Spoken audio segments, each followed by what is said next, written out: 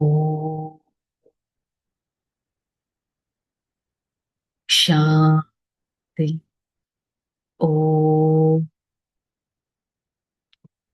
శాంతి. ఓం శాంతి. ఓం శాంతి. నేను ఆత్మ సుఖ స్వరూపాన్ని నా ప్రతి కర్మేంద్రియానికి సుఖాన్ని ఇస్తూ మనస్స వాచ కర్మన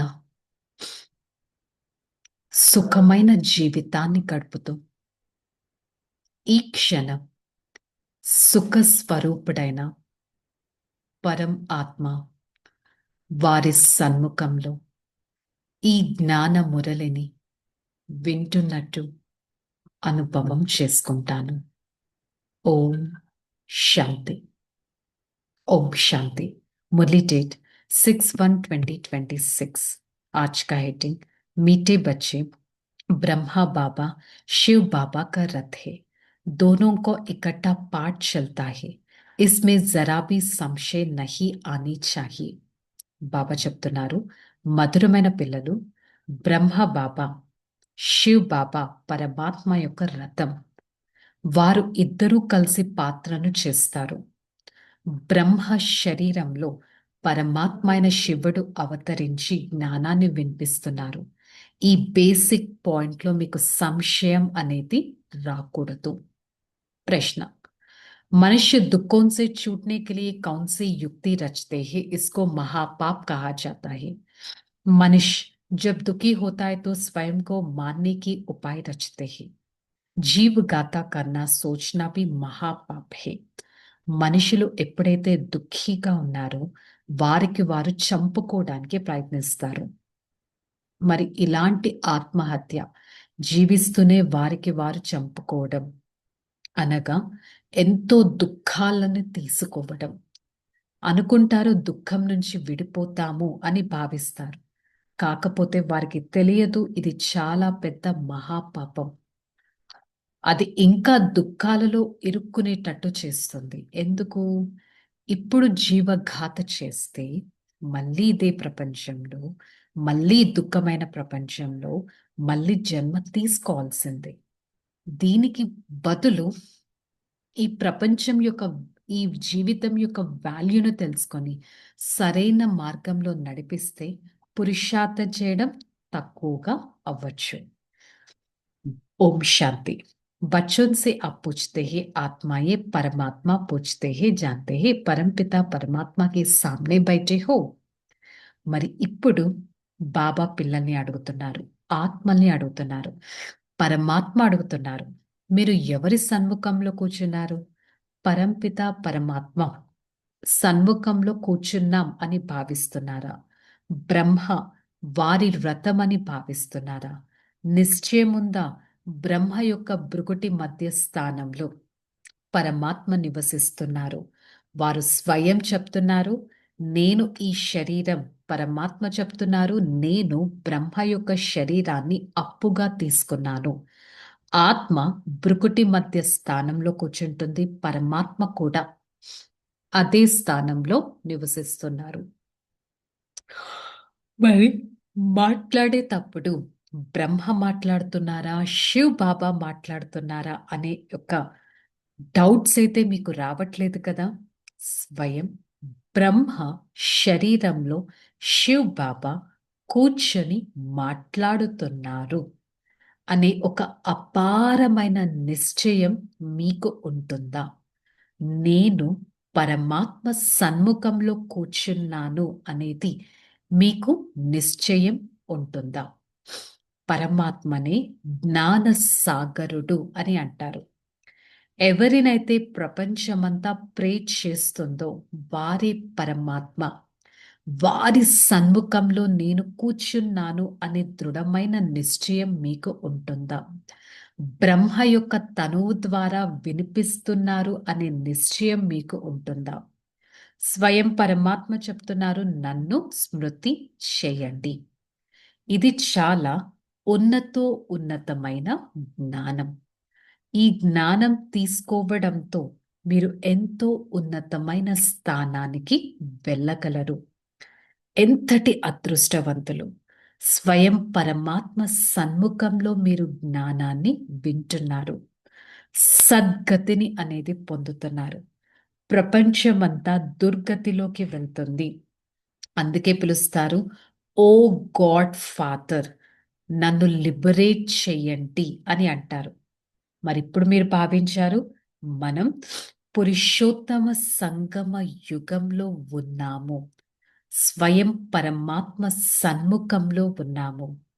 స్వయం సతో ప్రధాన ఆత్మగా అవ్వటానికి పరమాత్మ సన్ముఖంలో జ్ఞానాన్ని వింటున్నాము. మరి ఈ నిశ్చయాన్ని మాయ కట్ చేయడానికి ప్రయత్నిస్తూ ఉంటుంది. ఒక్కసారిగా మీ ముఖాన్ని తిప్పటానికి ప్రయత్నిస్తూ ఉంటుంది. కాకపోతే మీరు విలువైన ఆత్మగా అవ్వాలి. మాయ వర్త్ నాట్ అ పెనీగా, ఒక్క పైసా కూడా విలువ లేనట్టు విధంగా మిమ్మల్ని తయారు చేస్తుంది. కానీ మీరు జాగ్రత్తగా, ఖబర్దారుగా ఉండాలి. ఎవరికైనా వినిపించేటప్పుడు కూడా ఆత్మిక అభిమానంతో వినిపించాలి. పరమాత్మ శక్తిని తీసుకొని వినిపించాలి. లేకపోతే మీరు చెప్పిన విషయాలు బయట ఎలాగైతే పండితులు చెప్పిన విషయాలు వింటూ ఉంటారో అలా వింటూ ఉంటారు. ఇక్కడ మీరే కథలు వినిపించట్లేదు. బయట పండితుడేం చెప్తాడు? నువ్వు రామ రామ రామ అని అంటూ నది దాటేయగలవు అంటే అది నిజంగా దాటేస్తారు. అంటే నిశ్చయం వారిని ఎక్కడున్న వారిని ఎక్కడ తీసుకెళ్తుంది. అదే విధంగా ఈ సమయంలో పరమాత్మ స్మృతి ఈ విషయ సాగరం నుంచి క్షీర సాగరంలోకి తీసుకెళ్తుంది అనే నిశ్చయం మీకు ఉండాలి. భక్తి మార్గంలో లెక్కలేనన్ని కథలు ఉన్నాయి. కానీ ఇప్పుడు మీరు జ్ఞాన మార్గాన్ని సరైన విధంగా తెలుసుకున్నారు. మరి ఇక్కడేం చేస్తున్నారు? ఎంతో జ్ఞానం వినిపిస్తారు. కానీ స్వయము వికారాల్లోకి వెళ్ళిపోతారు. అట్ ద సేమ్ టైం నిర్వికారిగా అవ్వండి అంటే వారు చెప్పని కూడా చెప్పలేరు ఇతరులతో. కానీ పిల్లలైన మీరు బ్రహ్మకుమార్ కుమారీలు నిశ్చయంతో వినిపిస్తారు. నిర్వికారిగా అవ్వండి అని అందరికీ ధైర్యంతో వినిపిస్తారు. బయట చూసిన అసత్యమైన పండితులుగా అయితే మీరైతే అవ్వటం లేదు. మీరు కర్మాతీత అవస్థకు చేరుకోవటానికి మాక్సిమం ఎంతో పురుషార్థం చేస్తున్నారు. ఇప్పుడు వినాశనం సన్ముఖంలో నిల్చొని ఉంది. సదా బుద్ధిలో పరమాత్మ స్మృతి ఉండాలి. యోగ బలమే ప్రతి ఒక్కరిని పరమాత్మ దగ్గరికి లాగుతుంది. యోగ బలపు అవస్థను మీరు అంతగా డెవలప్ చేసుకోవాలి. అంతేకాని ఇక్కడ ఏ విషయాన్ని తెలుసుకున్నా సర్వస్వము ఇలాగే ఉంటుంది అనేది కాదు. ఇస్మే అంతర్యామికి కోయి బాత్ నహీ హై. ఇలా అనుకోవడానికి లేదు. బాబాకి మా లోపల ఏమైతే నడుస్తుందో అది కూడా తెలిసిపోతుంది వారు అంతర్యామి అని. పరమాత్మ కూర్చొని ప్రతి ఒక్కరి స్థితి ఎలా ఉంది అని తెలుసుకోవడం కాదు కదా వారి పని. మీది కర్మాతీత అవస్థకైతే రాను కూడా రాలేదు కదా. అసురుల మాట్లాడే పద్ధతి, నడవడిక ఎంత ప్రసిద్ధమయ్యాయి. దాని క్వైట్ ఆపోజిట్ మీరు దైవీ నడవడికను నడుచుకోవాలి. సర్వగుణ సంపన్నులుగా అవ్వాలి. అసురులు దేవతలకి డిఫరెన్స్ అందరికీ తెలుసు. పిల్లలైన మీరు మీలో దివ్య గుణాలను నింపుకోవాలి. ఆత్మాభిమాని స్థితిని డెవలప్ చేసుకోవాలి. 21 జన్మల రాజ్య పదవి పొందాలి అంటే ఎంతగా సుఖాన్ని అందరికీ ఇవ్వాలి. ప్రపంచంలో ఎంత దుఃఖమే దుఃఖముంది. ఆ దుఃఖాన్ని తట్టుకోలేక 5 అంతస్తుల అపార్ట్మెంట్స్ నుంచి కూడా కిందకి పడిపోయి ఇంకా దుఃఖాన్ని అనుభవిస్తారు. ఎంత దుఃఖం సహించుకోవాల్సి ఉంటుంది. ఆ దుఃఖం సహించుకోవడం అంతా ఆత్మనే చేస్తుంది కదా! ఆత్మహత్య చేసుకుంటారు. కానీ పాపం వారికి తెలియదు నిజంగా ఆత్మహత్య చేసుకుంటే ఇప్పుడు చూసిన దుఃఖాలు మళ్ళీ కనపడవు అనేది. ఇప్పుడు ఈ సమయం అపారమైన సుఖాన్ని అనుభవించే సమయం. దుఃఖధామం నుంచి సుఖధామంలోకి వెళ్ళాల్సిన సమయం. స్వయం బ్రహ్మ ద్వారా సుఖధామం అనేది స్థాపన అవుతుంది.